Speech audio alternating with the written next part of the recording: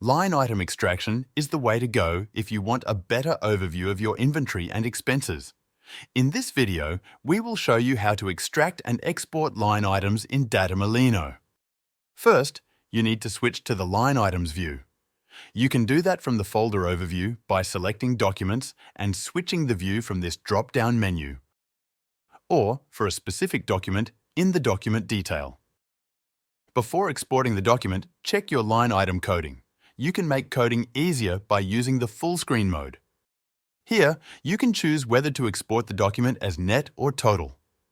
Assign the ledger account and tax code one line at a time or apply settings to all of them with this button. To manually add a new line item, click here. Once your line items are coded, click Save and return to the invoice preview to export the document. The status will change from Ready to the Go-To button, which you can use to jump directly to your accounting software to see how your document was exported. If you want to bulk edit line items, use the Review and Export feature in the folder overview. Here, you can select multiple line items and edit their coding simultaneously, and export everything with one button.